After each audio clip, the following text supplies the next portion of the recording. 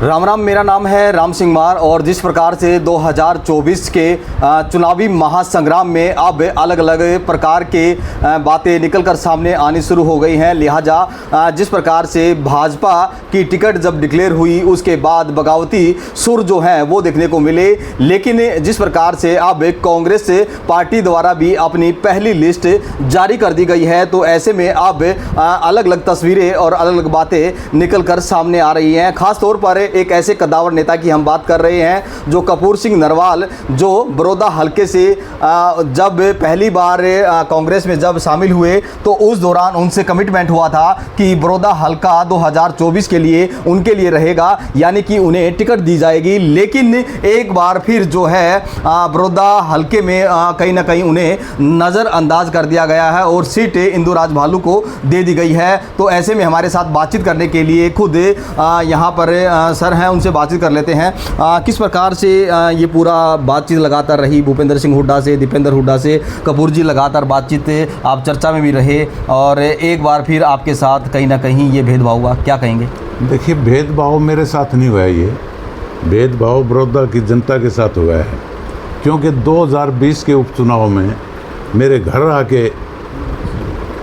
घर आके चौधरी भूपेंद्र सिंह हुड्डा, दीपेंद्र सिंह हुड्डा खुद ने यहाँ आके बैठ के ये कहा था कि भाई अब की बार रहने दे, हमारा मामला ख़राब हो जाएगा और आगे की राजनीति भी हुड्डा परिवार की ख़राब हो जाएगी, और आप की बार जो पार्टी ने फैसला कर दिया उस पे चुनाव लड़ने दो इसको, भालू को। और 2024 का चुनाव लोगों के बीच में इसने ये आके कहा था कि डॉक्टर कपूर सिंह का नाम स्वर्ण अक्षरों में लिखा जाएगा और 2024 की जो सरकार बनेगी उस सरकार के king maker doctor Kapoor Singh होंगे। 2024 का आने वाला चुनाव डॉक्टर कपूर सिंह का होगा। बड़ौदा का किंग मेकर के तौर पर आपका नाम लिया जाता है, खुद भूपेंद्र सिंह हुड्डा ने लिया। और जब आपकी ज्वाइनिंग बीजेपी से कांग्रेस में हुई तो उस दौरान भी बड़ा जन समर्थन आपको मिला था। अभी कुछ दिन पहले भी जब टिकट को लेकर आपके यहाँ कुछ लोग एकत्रित हुए थे, पंचायत हुई थी एक बड़ी, तो एक बार फिर जो है लोगों को बुला रहे हो, किस बात को लेकर बुला रहे हो? देखिए, मैं राजनीतिक आदमी हूँ और राजनीतिक आदमी कोई अपने आप फैसला नहीं लेता।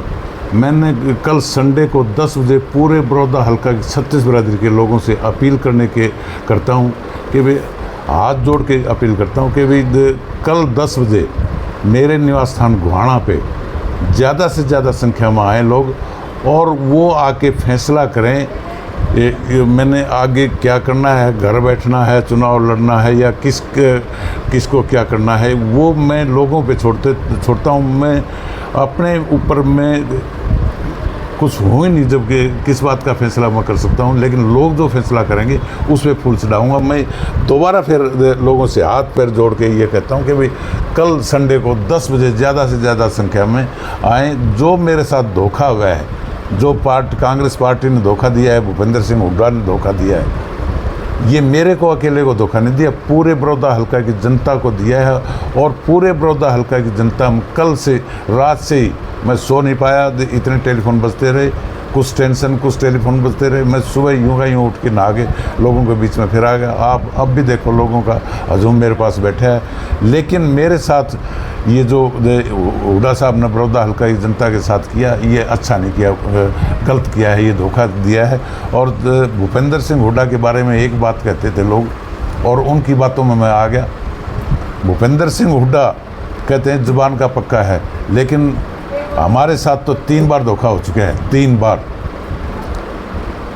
1991 में मेरे फादर को बुला के, मेरे पूजनीय पिता स्वर्गीय डॉक्टर धर्मचंद्र जी को बुला के और ये कहा था कि अभी चुनाव लड़ लो। जयनारायण गुप्ता उस बात का गवाह है। जयनारायण गुप्ता को सफेदों का प्रभारी भी नियुक्त कर दिया था कि भाई ऑफिस खुलवाओ, सारी बात करवाओ, और बुला के जब किसी और को टिकट थमाने का काम किया। धोखा नंबर 1 वहाँ से हुआ। उसके बाद 2020 में अपने पास बुला के वो उपचुनाव में 1.5 महीना पहले बुला के मेरे को और 1 महीना पहले बुला के सारा कह दिया कि भाई आपको चुनाव लड़ाएंगे, और फिर धोखाबाजी जनता के साथ की। अब तीसरा मौका है बड़ौदा हल्का की जनता के साथ और मेरे परिवार के साथ धोखाबाजी करने का, ये तीसरा मौका है। अच्छा, लगातार आप बता रहे हैं कि आपके साथ धोखा लगातार हो रहा है, लेकिन बार बार आप धोखा खाए जा रहे हैं। ये विश्वास था या फिर भूपेंद्र हुड्डा के प्रति कहीं ना कहीं जो नज़दीकियाँ थी वो कहीं ना कहीं अब नाराज़गी में तब्दील नहीं, होती जो लोगों का विश्वास था, जो ये कि भाई भूपेंद्र हुड्डा जुबान का पक्का है, लेकिन जुबान का लोग बड़ौदा हल्का के लोगों का अन्याय किया है। ये भूपेंद्र हुड्डा ने बेइज्जती की है कि भाई ये कहते हैं, मैं दोबारा फिर रिपीट कर दूं कि भाई भूपेंद्र हुड्डा को जुबान का पक्का कहते हैं, लेकिन पक्का कहाँ है ये बताओ, ये पक्का कहाँ निकला? अच्छा, कपूर सिंह नरवाल का अब जो है अगला स्टेप क्या होगा? हालांकि जिस प्रकार से आपने बुलाया है, कल पूरी जनसमूह आपका एक बार फिर एकत्रित होगा, लेकिन अगर हम बात करें तो जनता अगर ये बोलती है कि हाँ आप चुनाव लड़े, तो चुनाव लड़ेंगे क्या?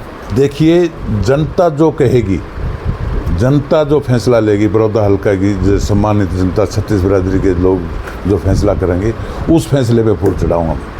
अच्छा, ये नाराज़गी जो है कहीं ना अस्थि में तब्दील होगी क्या? हाँ बिल्कुल। तो कपूर सिंह नरवाल अब कांग्रेस से अलविदा कह जाएंगे? कल लोग फैसला करेंगे जी इस बात का, कल लोग फैसला करेंगे।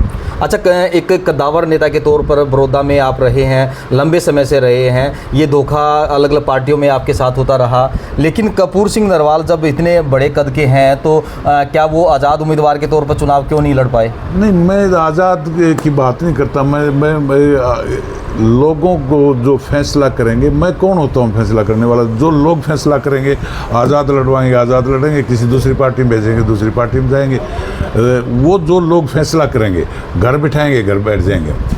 जो लोग फैसला करेंगे उस बात को हम लेके चलेंगे। बिल्कुल, ये थे हमारे साथ कपूर नरवाल और एक बड़े कद्दावर नेता, और ख़ास तौर पर उन्होंने भूपेंद्र सिंह हुड्डा पर वादा खिलाफी का आरोप लगाया है और ये भी कहा है कि उनके साथ एक धोखा हुआ है और इस धोखे का बदला जो है जनता ही लेगी, और लिहाजा कल एक बार फिर एक बड़ी महापंचायत उन्हीं के आवास पर उमड़ने वाली है और देखना होगा कि किस प्रकार के महत्वपूर्ण फैसले एक बार फिर कपूर सिंह नरवाल लेंगे।